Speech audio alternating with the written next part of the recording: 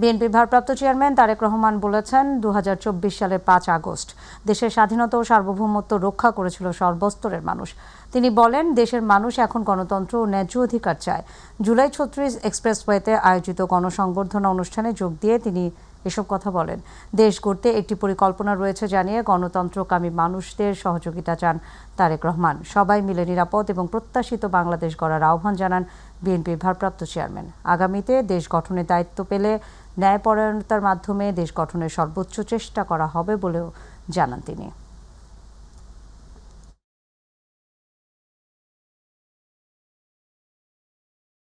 আমরা সকলে যদি ঐক্যবদ্ধ হই, আজ আমরা যদি সকলে প্রতিজ্ঞাবদ্ধ হই, তাহলে আমরা এই লক্ষ কোটি মানুষের সেই প্রত্যাশাগুলো পূরণ করতে পারি ইনশাআল্লাহ। আমাদের শহীদরা নিজের জীবন উৎসর্গ করেছিলেন এই রকম একটি বাংলাদেশ গঠনের জন্য। বিগত স্বৈরাচারের সময় বিভিন্নভাবে খুন গুমের শিকার হয়েছেন। এই মানুষগুলোর রক্তের ঋণ যদি শোধ করতে হয়, আসুন আমরা আমাদের সেই প্রত্যাশিত বাংলাদেশ গড়ে তুলব, যেখানে আমরা সকলে মিলে কাজ করব, যেখানে আমরা সকলে মিলে আমাদের প্রত্যাশিত বাংলাদেশকে গড়ে তুলব। মনে রাখবেন, we have a plan. We have a plan for the people and for the country. ইনশাআল্লাহ আমরা সেই প্ল্যান বাস্তবায়ন করব। আল্লাহ হাফেজ। এর আগে 17 বছর পর সকালে প্রিয় মাতৃভূমির মাটিতে পা রাখেন বিএনপির ভারপ্রাপ্ত চেয়ারম্যান তারেক রহমান। বিমানবন্দরের ফটক থেকে বেরিয়ে জুতা খুলে মাটিতে পা রেখে মুক্ত বাতাসে নিঃশ্বাস নেন তিনি। বেলা 11:40 দিকে তাদের বহনকারী বাংলাদেশ বিমান এয়ারলাইন্সের ফ্লাইট ঢাকার হযরত শাহজালাল আন্তর্জাতিক বিমানবন্দরে অবতরণ করে। সেখানে বিএনপির মহাসচিব মির্জা ফখরুল ইসলাম আলমগীরের নেতৃত্বে দলের স্থায়ী কমিটির সদস্যরা তাকে স্বাগত জানান। আতিকুর রহমান তিতাসের রিপোর্টে দেখুন বিস্তারিত। দীর্ঘ প্রায় 2 দশকের প্রবাস জীবন শেষে বিএনপির ভারপ্রাপ্ত চেয়ারম্যান তারেক রহমান যেন নতুন এক রাজনৈতিক প্রেক্ষাপটে আত্মপ্রকাশ করলেন। রবীন্দ্রনাথ ঠাকুর বলেছিলেন, যে দেশের মানুষ নিজের শক্তিতে জাগে, সেই দেশকে কেউ আর দমিয়ে রাখতে পারে না। তারেক রহমানের এই প্রত্যাবর্তন একটি আত্মবিশ্বাসী ও গণতান্ত্রিক বাংলাদেশের প্রত্যয়। দীর্ঘ প্রতীক্ষার পর অবশেষে সকাল 10টার দিকে সিলেট ওসমানী আন্তর্জাতিক বিমানবন্দরে অবতরণ করে বিমান বাংলাদেশ এয়ারলাইন্সের নিয়মিত বাণিজ্যিক ফ্লাইট BJ202 বিমানটি। দেশের আকাশে ঢোকার পর তারেক রহমান একটি ফেসবুক পোস্ট করেন। সেখানে তিনি লেখেন, দীর্ঘ 6314 দিন পর বাংলাদেশের আকাশে। 1 ঘন্টার যাত্রাবিরতি শেষে বিমানটি ঢাকার উদ্দেশ্যে উড্ডয়ন করে। ঢাকার হযরত শাহজালাল আন্তর্জাতিক বিমানবন্দরে বিএনপির ভারপ্রাপ্ত চেয়ারম্যান তারেক রহমানকে বহনকারী বিমানটি বেলা 11:40 অবতরণ করে। তার সঙ্গে দেশে ফিরেছেন স্ত্রী ডক্টর জোবায়দা রহমান ও কন্যা ব্যারিস্টার জাইমা রহমান। বিমান থেকে নেমে শত সহস্র নেতাকর্মীদের উদ্দেশ্যে হাত নেড়ে অভিবাদন জানান তিনি। এরপর অপেক্ষারত বিএনপির শীর্ষ নেতৃবৃন্দের সঙ্গে কুশল বিনিময় করেন তারেক রহমান। প্রিয় নেতাকে কাছে পেয়ে আবেগাপ্লুত হয়ে পড়েন সবাই। পরে পরিবারের সদস্যরা সাক্ষাৎ করেন তারেক রহমানের সঙ্গে। মেয়ে জাইমা রহমান ও স্ত্রী জুবাইদা রহমান আপনজনদের সঙ্গে শুভেচ্ছা বিনিময় করেন। এ সময় এক আনন্দঘন পরিবেশ তৈরি হয়। বিমানবন্দর থেকে বের হওয়ার সময় অন্যরকম এক দৃশ্যের অবতারণা ঘটে। বিমানবন্দরের ফুলের বাগানে জুতা খুলে খালি পায়ে প্রবেশ করেন তারেক রহমান। নিজ মাতৃভূমির মাটি হাতে নিয়ে তা পরম মমতায় নাড়াচাড়াও করেন। নির্যাতনের আঘাত আর মিথ্যা মামলা নিয়ে প্রায় 18 বছর আগে দেশ ছেড়েছিলেন যিনি, তিনি এখন বাংলাদেশের রাজনীতিতে বহুল আকাঙ্ক্ষিত ব্যক্তিত্ব। নতুন প্রজন্মের রাজনীতি, জবাবদিহি ও গণতন্ত্র পুনরুদ্ধারের আকাঙ্ক্ষার পূর্ণ বাস্তবায়ন ঘটবে তারেক রহমানের হাত ধরেই, এমন প্রত্যাশা বিএনপির অগণিত নেতাকর্মীদের। আতিকুর রহমান তিতাস, মাই টিভি। বিমানবন্দর থেকে 300 ফিট সমাবেশস্থলে যাবার পথে প্রিয় জন্মভূমিতে তারেক রহমানকে স্বাগত জানান বিপুল সংখ্যক নেতাকর্মী। বুলেট প্রুফ বিশেষ বাসে অগণিত কর্মীদের উদ্দেশ্যে হাত নেড়ে অভিবাদন জানান তারেক রহমান। দলের ভারপ্রাপ্ত চেয়ারম্যানের এই প্রত্যাবর্তনকে গণতন্ত্রের মুক্তি হিসেবে দেখছেন অনেকেই। SM আরিফের রিপোর্ট। বুলেট প্রুফ বিশেষ বাসে করে হযরত শাহজালাল আন্তর্জাতিক বিমানবন্দর থেকে 300 ফিটের সমাবেশের স্থলে রওনা দেন দীর্ঘ 17 বছর পর দেশে ফেরা তারেক রহমান। বিএনপির ভারপ্রাপ্ত এই চেয়ারম্যানকে বরণ করে নিতে এয়ারপোর্ট থেকে কুড়িল ফ্লাইওভার পর্যন্ত রাস্তায় ছিল জনস্রোত। বাসের সামনে বসে নেতাকর্মীদের হাত নেড়ে অভিবাদন জানান তারেক রহমান। প্রিয় জন্মভূমিতে তাকে স্বাগত জানায় বিপুল সংখ্যক নেতাকর্মী। এ সময় রাস্তার পাশে ছিল উৎসুক জনতার ভিড়ও। গতকালকে আমাদের চাঁদ রাত ছিল, আজকে আমাদের কাছে মনে হয় যে ঈদের দিন। আমাদের নেতা দীর্ঘ প্রায় 17 বছর পর বাংলাদেশে আসছে, এটা আমাদের জন্য অত্যন্ত খুশির এবং আনন্দের একটি দিন। তারেক রহমানের অপেক্ষায় আমরা আছি। নতুন স্পিরিটে বিএনপি নতুনভাবে জাগ্রত হবে। কড়া নিরাপত্তার মধ্য দিয়ে এগিয়ে যায় তারেক রহমানের গাড়িবহর। বিএনপির ভারপ্রাপ্ত চেয়ারম্যানের স্বদেশ প্রত্যাবর্তনকে গণতন্ত্রের মুক্তি হিসেবে দেখছেন দলীয় নেতাকর্মীরা। তারেক রহমান আগামী বাংলাদেশটা এমন বাংলাদেশ হবে যে বাংলাদেশে কেউ খুন হবে না, হত্যা হবে না, বিরোধী দলের মুখ বন্ধ করার জন্য কাউকে রিমান্ডে নিয়ে পিটিয়ে হত্যা করা হবে না। বাংলাদেশের বর্তমান প্রেক্ষাপটে যে ধরনের অস্থিরতা কাজ করছে, সকল অস্থিরতা দমন হবে এবং নিধন হবে। সকল দল মত মানুষ আমরা ঐক্যবদ্ধ হব সবার আগে বাংলাদেশটাকে ধারণ করে। এয়ারপোর্ট থেকে কুড়িল ফ্লাইওভার হয়ে 300 ফিটের সমাবেশস্থলে যোগ দেন তারেক রহমান। বিএনপির জন্য 25 ডিসেম্বর দিনটি স্মরণীয় হয়ে থাকবে। দীর্ঘ 6314 দিন পর প্রিয় জন্মভূমিতে ফিরেছেন দলটির ভারপ্রাপ্ত চেয়ারম্যান তারেক রহমান।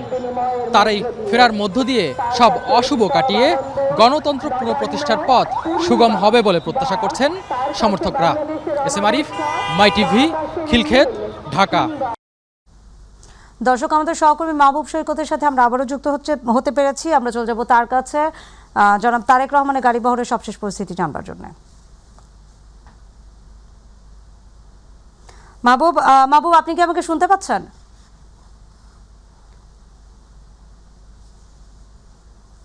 শুনছি। মাহবুব, আপনি তো তারেক রহমানের গাড়িবহরের সাথে রয়েছেন, তো সেখানকার সার্বিক পরিস্থিতি আমাদেরকে জানাবেন। ঐক্যের বার্তা দিয়ে আগামীতে একটি কল্যাণমূলক দেশ গড়া, বিশেষ করে সবাইকে নিয়ে একটি সুখী সমৃদ্ধশালী দেশ গড়ার কিন্তু প্রত্যয় ব্যক্ত করে বক্তব্য রেখেছিলেন তারেক রহমান। এটি আমাদের দর্শকরা জানেন। এই বিষয়ে ঠিক কিছুক্ষণ আগেই কিন্তু তারেক রহমান যে বক্তৃতার বা মঞ্চ থেকে ত্যাগ করে তার যে মায়ের মা বেগম খালেদা জিয়াকে দেখতে এবার কেয়ার হসপিটালের দিকে তিনি ছুটছেন।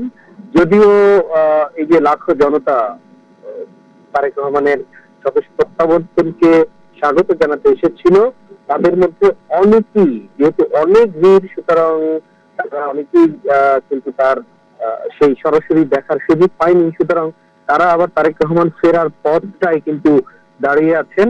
যে এবং জানেন যে সমাবেশ স্থলের কয়েক কিলোমিটার জুড়ে কিন্তু লোকারণ্য ছিল এবং এখন সেই লোকগুলো আস্তে আস্তে গন্তব্যের দিকে ছুটে চলছেন। সুতরাং এই পরিস্থিতিতে কিন্তু গাড়িবহর খুব দ্রুত গতিতে আগানোর সুযোগ নেই। জায়গাটি খুব বেশি নয়, সমাবেশ স্থল 300 ফিট থেকে এভার কেয়ার হসপিটাল, কিন্তু লোকজন যেহেতু জনগণ বা বিএনপি নেতা কর্মী সমর্থক এরা যেহেতু অনেক বেশি, সুতরাং সেই কারণে কিন্তু গাড়িবহর আস্তে ধীরে আগাচ্ছে এবং তারেক রহমান সেই আগের মতোই তার নেতাকর্মী এবং উৎসুক জনতাকে কিন্তু হাত নেড়ে শুভেচ্ছা জানাচ্ছেন। তিনি তার বক্তৃতা এর আগে আপনি জানেন যে তিনি তার মায়ের জন্য দোয়া চেয়েছেন। তিনি 24-এর যে শহীদ তাদের জন্য দোয়া চেয়েছেন, তিনি 71-এর সেনানীদের জন্য দোয়া চেয়েছেন এবং সবাই মিলে একটি কল্যাণমূলক দেশ গড়ার প্রত্যয় ব্যক্ত করেছেন।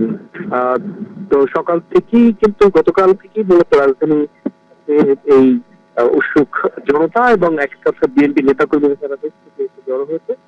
এখন মূলত একদমই সেই বিভিন্ন বাহিনী, সেনাবাহিনী, বিজিবি, পুলিশ, র্যাব, এদের যে প্রটোকল রয়েছে সেই প্রটোকলের সাথে বিএনপির যে নিরাপত্তা বাহিনী, সেই নিরাপত্তা নিয়ে আস্তে আস্তে আসলে একদম সম্মুখ গতিতে এগিয়ে চলছে।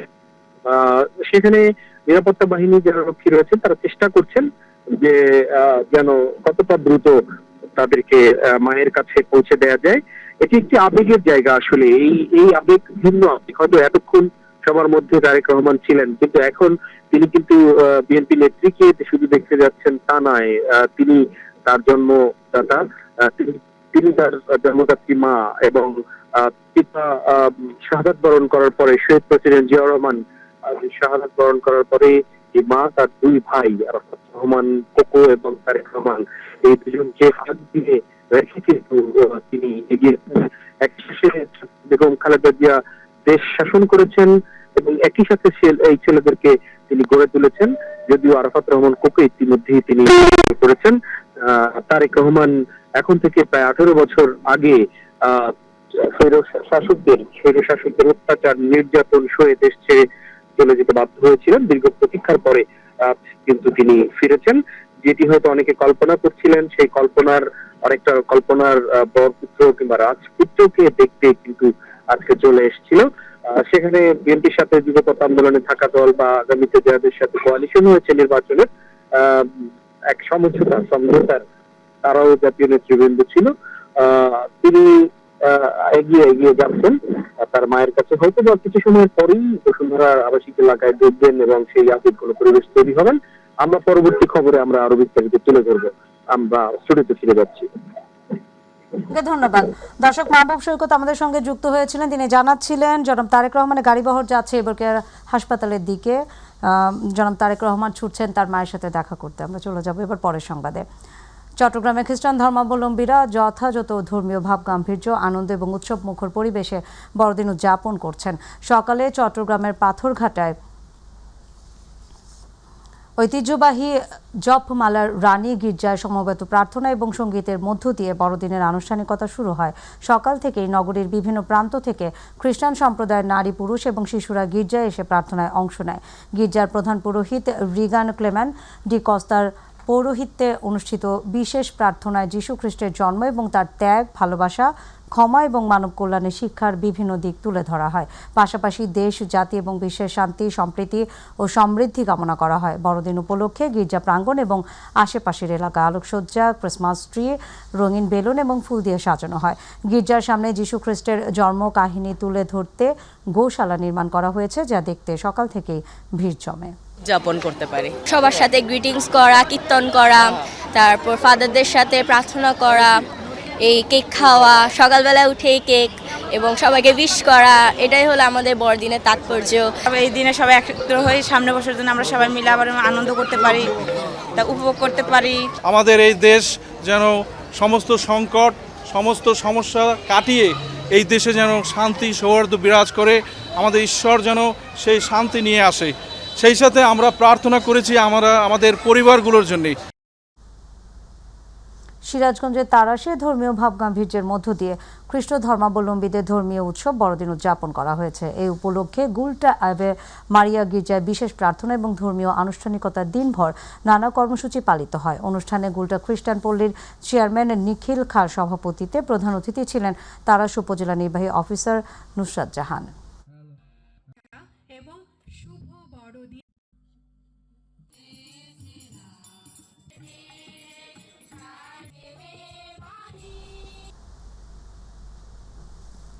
পৃথিবীতে নামুক শান্তি, মানবের অন্তরে, এই প্রতিপাদ্যকে বুকে ধারণ করে বরিশালে খ্রিস্টান সম্প্রদায়ের সব থেকে বড় ধর্মীয় উৎসব বড়দিন পালিত হয়েছে। দিনটি উপলক্ষে বরিশালের সদর রোডের ক্যাথলিক গির্জা সহ 5টি গির্জায় 3 স্তর বিশিষ্ট নিরাপত্তার মধ্য দিয়ে চলছে এই উৎসব। গতকাল মধ্যরাত্রির মহাখ্রিস্ট জাপের মধ্য দিয়ে দিবসটি সূচনা হয়। আজ সকাল 9টায় হয় প্যারিস হল ঘরে বড়দিনে পবিত্র খ্রিস্ট জাগে অংশ নেয় সকল খ্রিস্টান সম্প্রদায়ের ভক্তরা। তারা বিশ্বাস করেন যীশু খ্রিস্টের জন্মদিনের মধ্য দিয়ে দেশে শান্তি, সমৃদ্ধি, মায়া, ভালোবাসা আর ভ্রাতৃত্বর সৃষ্টি হবে। আগামীর জন্য প্রত্যাশা থাকবে যেন আমরা শান্তিতে থাকতে পারি এবং আমরা যীশু খ্রিস্ট দেখানো পথে ভালো পথে চলতে পারি। অরাজনৈতিক বা বিশৃঙ্খল পরিবেশ আছে তা যেন অচিরেই সুস্থতার দিকে চলে যায়। ভালোবাসার আদর্শ, সেই আদর্শ যেন মানুষ দেখাতে পারে তাদের দৈনন্দিন জীবনে। পরস্পরকে ক্ষমা করে, ভালোবাসা নিয়ে গ্রহণ করে, ভেদাভেদ ভুলে গিয়ে একই পতাকা তলে আমরা অবস্থান করতে চাই। দর্শক, এই মুহূর্তে আমাদের সহকর্মী আফজাল রয়েছেন এবারকার হাসপাতালের সামনে, আমরা তার সাথে যুক্ত হব। আফজাল, আপনি কি আমাকে শুনতে পাচ্ছেন? আফজাল, আপনি আমাকে শুনতে পাচ্ছেন? আফজাল, এই মুহূর্তে আপনি তো এবারকার হাসপাতালের সামনে রয়েছেন, তো আমরা যতদূর জানি যে তারেক রহমানের গাড়িবহর এবারকার হাসপাতালের দিকেই যাচ্ছে, আমাদেরকে বিস্তারিত সবকিছু জানাবেন।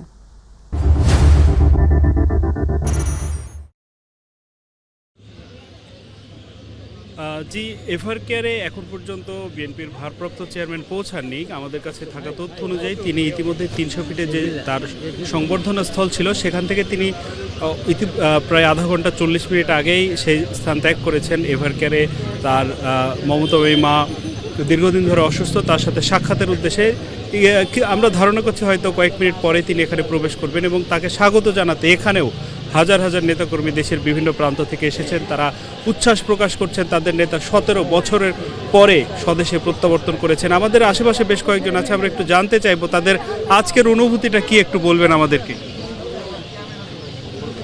আজকে আমাদের অনুভূতি, শহীদ রাষ্ট্রপতি জিয়াউর রহমানের সুযোগ্য সন্তান, 3 বারের প্রধানমন্ত্রী বেগম খালেদা জিয়ার সুযোগ্য সন্তান আমরা তারেক রহমানের জন্য পাবনা থেকে এসেছি।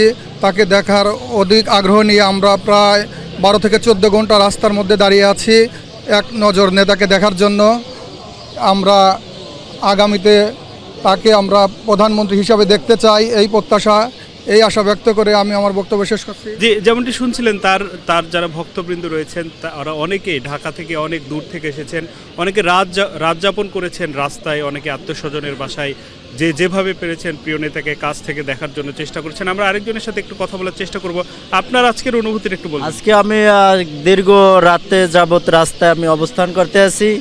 আমি জনাব তারেক রহমানের দেখার জন্য আমি দীর্ঘ আপনারা 12-13 ঘন্টা থেকে রাস্তায় তার অপেক্ষাকৃত করতে আছি, কিন্তু এখন থেকে দেখতে পাচ্ছি না। আগামী জনাব তারেক রহমানের হাত ধরেই বাংলাদেশ রাষ্ট্র গঠন করবে, সেই প্রত্যাশার লক্ষ্যেই সে কাজ করে যাচ্ছে, তার প্রত্যাশা অব্যাহত রাখবে। এখানে আরও বেশ কয়েকজন আছে, আমরা একটু জানতে চাইবো তারেক রহমান যদি প্রধানমন্ত্রী হন তাহলে ভবিষ্যতে কেমন বাংলাদেশ আমরা দেখতে পাবো। বিসমিল্লাহির রহমানির রহিম। আগামীর বাংলাদেশ জনাব তারেক রহমান বাংলাদেশের স্বদেশ প্রত্যাবর্তনে আমরা কুমিল্লা থেকে এসেছি। আজকে সহ 2 রাত্র এখানে আমরা রাত্রি যাপন করছি শুধু প্রিয় নেতাকে একবার দেখার জন্যে। দীর্ঘ 17 বছর উনি দেশের বাহিরে আছেন। আমরা যারা এই দীর্ঘ শাসনামলে নির্যাতিত নিপীড়িত ছিলাম, নেতার নির্দেশে আমরা বাংলাদেশে সকল আন্দোলন সংগ্রাম বাস্তবায়ন করেছি। তারই মধ্য দিয়ে আজকে দেশের যে পরিবেশ তৈরি হয়েছে, আমরা চাচ্ছি যে আগামীর বাংলাদেশ যেখানে মানুষের ভোটের অধিকার নিশ্চিত ছিল না, মানুষের গণতান্ত্রিক অধিকার লুণ্ঠিত ছিল, আমরা চাই ভোটের অধিকার ফেরত আসুক। তারেক রহমানের মাধ্যমে এ বাংলাদেশে গণতন্ত্র পুনরুদ্ধার হবে, মানুষের বাক স্বাধীনতা ফিরে আসবে, এটা আমরা প্রত্যাশা করছি। জি, যেমনটি শুনছিলেন, যেহেতু দীর্ঘদিন দেশে একটি স্বাভাবিক নির্বাচন হয়নি, স্বাভাবিকভাবে মানুষের একটা যে প্রত্যাশা, তারা ভোট কেন্দ্রে যাবেন, ভোট দেবেন, একটা গণতান্ত্রিক পরিবেশ ফিরে আসবে, সেই যে আকাঙ্ক্ষা, সেই আকাঙ্ক্ষা আগামীতে পূরণ হবে এমনটা প্রত্যাশা করছেন এখানে যারা আছেন। আমি আরেকজনের সাথে একটু কথা বলতে চাই। আপনি কোথায় থেকে এসেছেন, কি আশা, কি প্রত্যাশা এবং অনুভূতিটা বলবেন। বিসমিল্লাহির রহমানির রহিম। আমার বাড়ি কুয়াকাটা, আমি এখানে এসেছি। জনাব তারেক রহমান দীর্ঘ 18 বছর পর বাংলাদেশে আসছে, এরা আমাদের জন্য সৌভাগ্যের বিষয়। তিনি একজন মহামান্বিত নেতা। আমরা বাংলাদেশ উন্নত হবে আশা করি। রাষ্ট্রপতি জিয়াউর রহমান যে স্পিরিট নিয়ে, যে ভালোবাসা নিয়ে মানুষের প্রতি ভালোবাসা দেখিয়ে রাষ্ট্রের জন্য কাজ করেছে, তার সন্তান যদি তার বাবার মতো স্পিরিট নিয়ে কাজ করতে পারে, অবশ্যই বাংলাদেশ আবার সেই স্বপ্ন দেখবে, বাংলাদেশ উন্নত হবে। তিনি দীর্ঘ সময় যেভাবে যুক্তরাষ্ট্রে ছিলেন, ইংল্যান্ডে ছিলেন, সেই মডেলগুলো দেখেছেন, সেগুলো বাস্তবায়ন করতে পারবে। বাংলাদেশের গরিব মানুষগুলো আবার সেই তার ন্যায্য অধিকার ফিরে পাবে, আমরা আশা করছি এবং তার দ্বারা সেটা সম্ভব হয় মনে করছি। বেগম খালেদা জিয়া নিয়ে আমাদের প্রত্যাশা, আল্লাহ তাআলা তাকে সুস্থতা দান করুক, আমরা তার জন্য দোয়া করি। আমরা অনেকেই তার জন্য দোয়া করেছি। তিনি দেশের জন্য অনেক কাজ করেছেন, অনেক প্রতিকূলতার মাঝ থেকেও তিনি দেশনেত্রী এবং আপসহীন ছিলেন।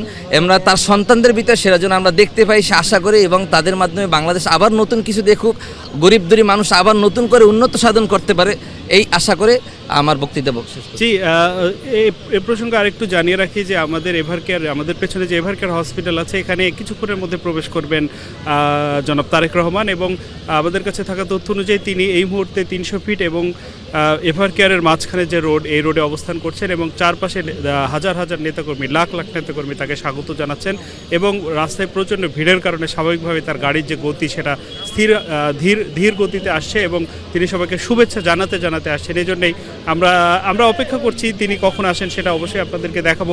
তার আগে আমরা আরেকজনের সাথে একটু কথা বলতে চাই। যে আজকের এই দিনের আপনার অনুভূতি কি? দীর্ঘ 17 বছর পর নেতা, আপনাদের দলীয় নেতা আসছেন, আপনার অনুভূতিটা বলবেন। অনুভূতি হলো আমাদের নেতাকে আমরা 17 বছর পর দেখতেছি, এটা হলো আমাদের সবচেয়ে বড় অনুভূতি। আর ভবিষ্যৎ বাংলাদেশে আমরা তারে প্রধানমন্ত্রী হিসেবে দেখতে চাই। আমাদের এটা হলো একটা আশা আকাঙ্ক্ষা, যেন আমরা তাকে এইভাবেই সারাক্ষণ দেখতে পারি। জি, তো এই মুহূর্তে এভার কেয়ারে এখনও পৌঁছাননি বিএনপির ভারপ্রাপ্ত চেয়ারম্যান, তবে আমরা আশা করছি হয়তো কয়েক মিনিটের মধ্যে তিনি এখানে পৌঁছাবেন এবং এখানে যিনি চিকিৎসা নিচ্ছেন তার মমতাময়ী মা বেগম খালেদা জিয়া এবং দলটির চেয়ারপারসন, এবং তার এই চিকিৎসার সার্বিক খোঁজখবর তিনি লন্ডনে থাকা অবস্থাতেই নিতেন।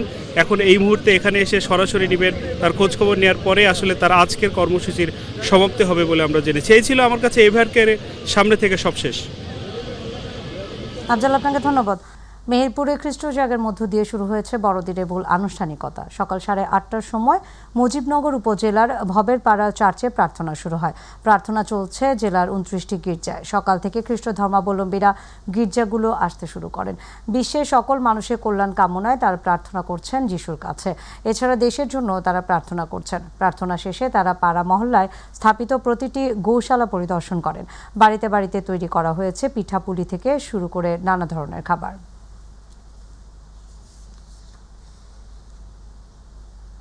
ময়মনসিংহে ধর্মীয় ভাবগাম্ভীর্য এবং উৎসব মুখর পরিবেশে খ্রিস্ট ধর্মাবলম্বীদের সবচেয়ে বড় উৎসব শুভ বড়দিন উদযাপিত হচ্ছে। সকাল 9টা থেকে সব বয়সের খ্রিস্টান ধর্মাবলম্বীরা নগরীর ভাটিকাশোর এলাকায় ক্যাথেড্রাল গির্জা হাউসে আসেন। পরে সেখানে বড়দিনের বিশেষ প্রার্থনা শুরু হয়। বড়দিনে দেশবাসীর শান্তি এবং মঙ্গল কামনায় প্রার্থনা পরিচালনা করেন বৃহত্তর ময়মনসিংহের ধর্মগুরু বিশপ পনেন পল কুবি। এছাড়া জেলার প্রতিটি গির্জায় একই ধরনের আচার অনুষ্ঠান পালন করা হয়েছে। গির্জাগুলোতে রঙিন বাতি সহ বর্ণিল সাজে সাজানো হয়েছে। দিবসটি উপলক্ষে জেলার বিভিন্ন উপাসনালয়, গির্জা এবং বড়দিন উদযাপন অনুষ্ঠান স্থলগুলোতে সর্বোচ্চ নিরাপত্তা ব্যবস্থা জোরদার করা হয়েছে।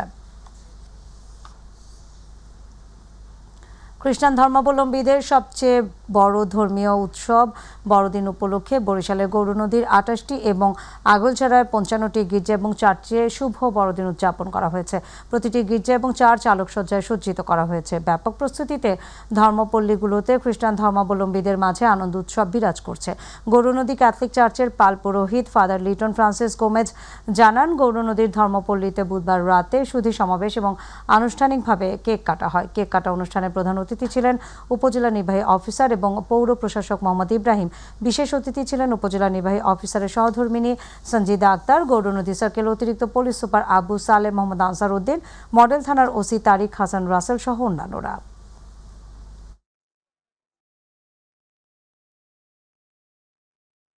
খ্রিস্টান ধর্মাবলম্বীদের অন্যতম প্রধান ধর্মীয় উৎসব শুভ বড়দিন শেরপুরে 18টি গির্জায় একযোগে যথাযোগ্য মর্যাদা এবং উৎসব মুখর পরিবেশে উদযাপিত হয়েছে। সকাল থেকে জেলার বিভিন্ন গির্জায় বিশেষ প্রার্থনা, ধর্মীয় আচার অনুষ্ঠান এবং শান্তির বাণী প্রচারের মধ্য দিয়ে বড়দিনের আয়োজন শুরু হয়। এই উপলক্ষে শেরপুর শহর সহ জেলার বিভিন্ন খ্রিস্টান পল্লীতে আলোকসজ্জা এবং সাজসজ্জায় আনন্দঘন পরিবেশের সৃষ্টি হয়। ঝিনাইগাতীর মরিয়মনগর ক্যাথলিক চার্চ সহ বিভিন্ন গির্জায় দেশ এবং জাতির শান্তি এবং সম্প্রীতি ও মানব কল্যাণ কামনায় বিশেষ প্রার্থনা অনুষ্ঠিত হয়। প্রার্থনা শেষে শিশুদের মাঝে উপহার বিতরণ ও কেক কাটা হয়। গাজীপুরে প্রার্থনা সঙ্গীত, সমবেত প্রার্থনা সহ নানা আয়োজনের মধ্য দিয়ে খ্রিস্ট ধর্মাবলম্বীদের সবচেয়ে বড় ধর্মীয় উৎসব যিশু খ্রিস্টের জন্মদিন উদযাপিত হয়েছে। কালীগঞ্জের খ্রিস্টান পল্লী খ্যাত নগরী এলাকায় সেন্ট নিকোলাস গির্জায় সমবেত প্রার্থনার মধ্য দিয়ে সকালে শুরু হয় যিশু খ্রিস্টের জন্মদিন উৎসব। আগত সকল শ্রেণী পেশার যিশু ভক্তরা সবার মাঝে ভ্রাতৃত্ব এবং সৌহার্দ্য বিনিময় করেন। গির্জায় আয়োজন করা হয় বৃহৎ প্রার্থনা সভা। প্রার্থনা সভা পরিচালনা করেন গির্জায় ফাদার লিটন হিউবার্ট গোমেজ। এর আগে সকালে গির্জায় ঘণ্টাধ্বনি, সমবেত প্রার্থনা এবং প্রচলিত রীতিনীতির মধ্য দিয়ে খ্রিস্টান সম্প্রদায়ের এই ধর্মীয় উৎসব শুরু হয়। এ সময় বর্ণিল চুলের মূর্ছনায় প্রভু যিশুর স্মরণে প্রার্থনা সঙ্গীত পরিবেশন করা হয়।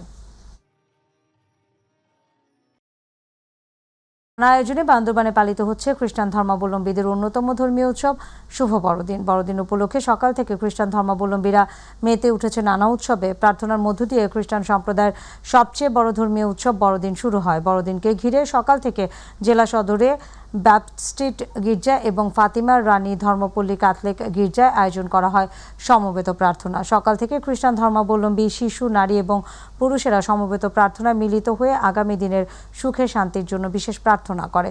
প্রার্থনায় আত্মশুদ্ধির মধ্য দিয়ে নতুন বছরের সুখ শান্তির প্রত্যাশা করে সকলে। খ্রিস্ট ভক্তরা এই সময় যিশুর পথ নির্দেশনা অনুযায়ী সকলকে একসাথে সুন্দরভাবে পৃথিবীতে বসবাসের আহ্বান জানান। সমবেত প্রার্থনা শেষে সকলে মিলিত হয়ে যিশুর আরাধনায় সমবেত সঙ্গীত পরিবেশন করে।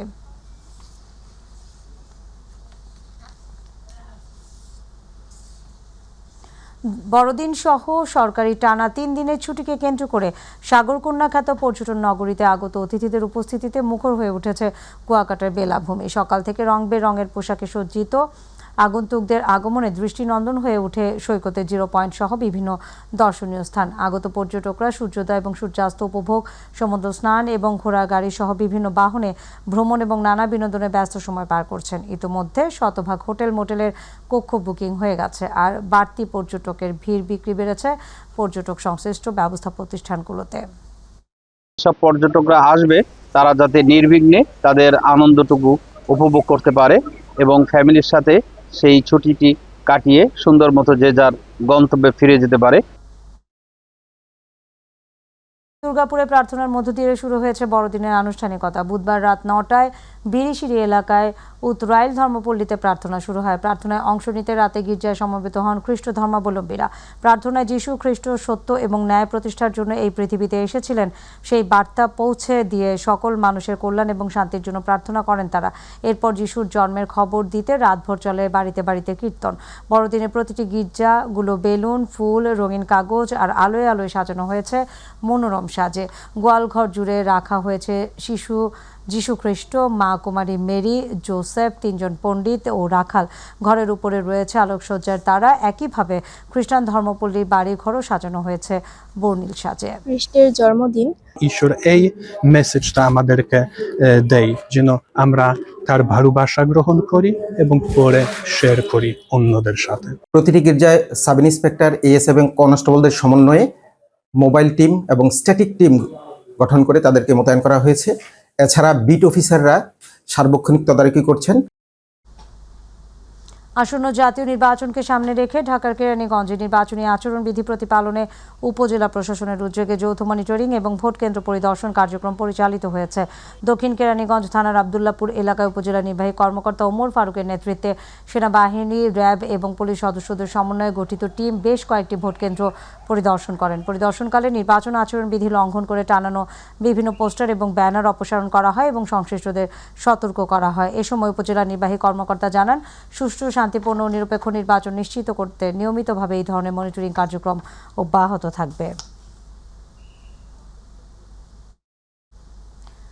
ব্রাহ্মণবাড়িয়ার সীমান্ত এলাকা কসবায় অভিনব কায়দায় 125 কে গাঁজা পাচারকালে 3 জনকে আটক করেছে police. Brahmanbaria police media wing জানান, উপজেলার কুটি ইউনিয়ন এর রামপুর আব্দুল মান্নান মেম্বার বাড়ি এলাকা থেকে এসব মাদকদ্রব্য জব্দ করা হয়েছে। কসবা থানা অফিসার ইনচার্জ নাজরিন সুলতানা তত্ত্বাবধানে SI Nizamuddin, SI Harunur Rashid, ASI Abu Raihan force সহ এই মাদক বিরোধী অভিযান পরিচালনা করা হয়। এই সময় একটি সিএনজি এবং একটি মোবাইল জব্দ করা হয়। টাঙ্গাইলের ঘাটাইল উপজেলার রসুলপুর ইউনিয়নের শালিয়াবহ গ্রামের জাঙ্গালিয়া এলাকায় বনের সন্নিকটে স্থাপিত অবৈধ করাতকল উচ্ছেদ এবং মোবাইল কোর্ট পরিচালনা করা হয়। 25 ডিসেম্বর বৃহস্পতিবার সকাল 10টায় এই অভিযান পরিচালনা করেন সহকারী কমিশনার ভূমি এবং এক্সিকিউটিভ ম্যাজিস্ট্রেট জাহিদুর রহমান। এ সময় অবৈধ করাতকল পরিচালনার অপরাধে মোহাম্মদ মনিরুজ্জামান একজন ব্যক্তিকে করাতকল লাইসেন্স এবং নবায়ন বিধিমালা 2012 এর 12 ধারা মোতাবেক 10,000 টাকা অর্থদণ্ড এবং মালামাল জব্দ করা হয়। মোবাইল কোর্ট পরিচালনার সময় উপস্থিত ছিলেন সহকারী কমিশনার ভূমি এবং executive magistrate Zahidur Rahman, Dhalapara range কর্মকর্তা মোহাম্মদ সাব্বির হোসাইন সহ বাংলাদেশ সেনাবাহিনী এবং ঘাটাইল থানার আওতাধীন ধলাপাড়া পুলিশ ফাঁড়ির পুলিশ সদস্যগণ।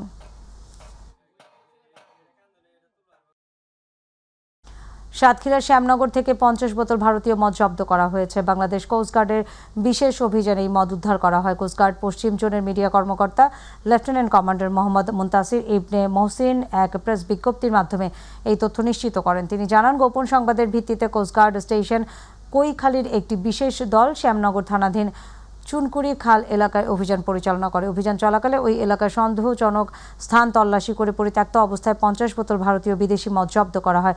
এ সময় কোস্টগার্ডের উপস্থিতি টের পেয়ে সংশ্লিষ্ট মাদক কারবারিরা দ্রুত পালিয়ে যাওয়া কাউকে আটক করা সম্ভব হয়নি। তবে জব্দকৃত মদের বিষয়ে পরবর্তী আইনানুগ ব্যবস্থা গ্রহণ করা হয়েছে।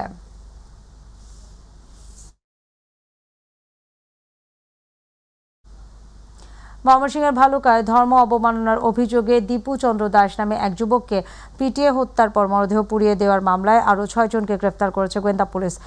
বুধবার রাতে ভালুকা উপজেলার হবিরবাড়ি ইউনিয়নের কাশব এলাকায় অভিযান চালিয়ে তাদের গ্রেফতার করে ডিবি পুলিশ। এই নিয়ে মোট 18 জনকে গ্রেফতার করা হলো। আজ সকালে জেলা পুলিশের কার্যালয় থেকে পাঠানো এক প্রেস বিজ্ঞপ্তিতে এই তথ্য জানানো হয়। গ্রেফতারকৃত 6 জন দীপুকে চাকরি থেকে অব্যাহতি দিতে বাধ্য করেছিল বলে জানান পুলিশ। গত 18 ডিসেম্বর বৃহস্পতিবার রাতে ভালুকার জামিরদিয়া এলাকায় pioneer new wireless BD limited কারখানায় ধর্ম অবমাননার অভিযোগে দীপুকে উত্তেজিত জনতা গণপিটুনি দেয়। পরে তার মরদেহ ঢাকা ময়মনসিংহ মহাসড়কের পাশে নিয়ে আগুনে পুড়িয়ে দেওয়া হয়। মাদারীপুরে দুর্বৃত্তদের দেয়া পেট্রোলের আগুনে পুড়ল এলজিইডির কাজে ব্যবহৃত ঠিকাদারি মালামাল। এই ঘটনার পর আতঙ্ক ছড়িয়ে পড়েছে সড়কের কাজে থাকা শ্রমিকদের মাঝে। থানার অভিযোগ পেয়ে ঘটনাস্থল পরিদর্শন করেছে সদর মডেল থানা পুলিশ। মাদারীপুর সদর মডেল থানার ভারপ্রাপ্ত কর্মকর্তা আবুল কালাম আজাদ জানান, খবর পেয়ে পুলিশ ঘটনাস্থল পরিদর্শন করেছে। এই ব্যাপারে খোঁজ খবর নেওয়া হচ্ছে, জড়িতদের আইনের আওতায় আনা হচ্ছে।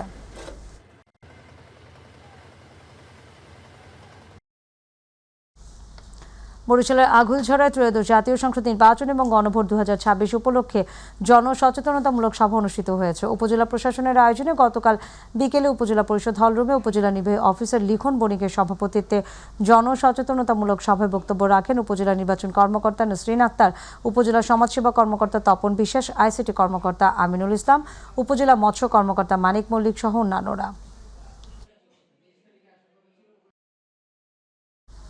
সাতক্ষীরা সদর উপজেলার ব্রহ্মরাজপুর পুলিশ ফাঁড়িতে হামলা চালিয়ে বেতনা নদীর খননকৃত মাটি লুটের ঘটনায় আটক কিসমত আলীকে ছিনিয়ে নেওয়ার অভিযোগ উঠেছে। এই ঘটনায় 2 পুলিশ সদস্য আহত হয়েছেন। দুপুরের দিকে ব্রহ্মরাজপুর পুলিশ ফাঁড়িতে এই হামলার ঘটনা ঘটে। আহত পুলিশ সদস্যরা হলেন সহকারী উপপরিদর্শক মাহবুবুর রহমান ও সিপাহী মেহেদি হাসান। পরে তাদের সাতক্ষীরা সদর হাসপাতালে চিকিৎসা দেওয়া হয়। সাতক্ষীরা সদর থানার ভারপ্রাপ্ত কর্মকর্তা মোহাম্মদ মাসুদুর রহমান জানান, এই ঘটনায় সাতক্ষীরা পানি উন্নয়ন বোর্ডের সহকারী প্রকৌশলী লিয়াকত হোসেন বাদী হয়ে কিসমত সহ 8 জনের নাম উল্লেখ করে ও অজ্ঞাতনামা 20 থেকে 30 জনের বিরুদ্ধে সদর থানার মামলা দায়ের করেছেন। জড়িতদের আটকের চেষ্টা চলছে। মুন্সিগঞ্জে গজরিয়া উপজেলার ভবেরচর হাইওয়ে থানা এবং গজরিয়া থানা পুলিশের টহলরত 2টি গাড়িতে কভার্ড ভ্যানের ধাক্কায় হাইওয়ে পুলিশের এক সার্জেন্ট সহ 2 জন আহত হয়েছেন। এই ঘটনায় কভার্ড ভ্যানের চালক এবং হেলপারকে আটক করেছে পুলিশ। ভোর 6:30টার দিকে ঢাকা চট্টগ্রাম মহাসড়কের বালুয়াকান্দি বাসস্ট্যান্ড এলাকায় ঢাকামুখী লেনে এই দুর্ঘটনা ঘটে। এই বিষয়ে গজরিয়া থানার উপপরিদর্শক রুবেল শিকদার জানান, টহলরত 2টি গাড়ি মহাসড়কের পাশে অবস্থান করছিল। এই সময় একটি কভার্ড ভ্যান সজোরে ধাক্কা দিলে থানা পুলিশ এবং হাইওয়ে পুলিশের 2টি গাড়ি উল্টে যায়। এতে হাইওয়ে পুলিশের এক সার্জেন্ট এবং এক পুলিশ সদস্য আহত হন।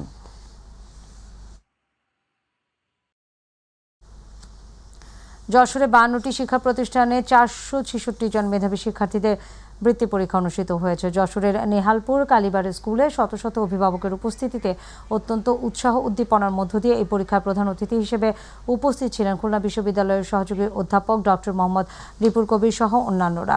এই সময় আরও উপস্থিত ছিলেন বৃত্তি প্রকল্পের সদস্য সচিব সোহেল রানা, শামসুন নাহার রাবেয়া সহ আরও অনেকে।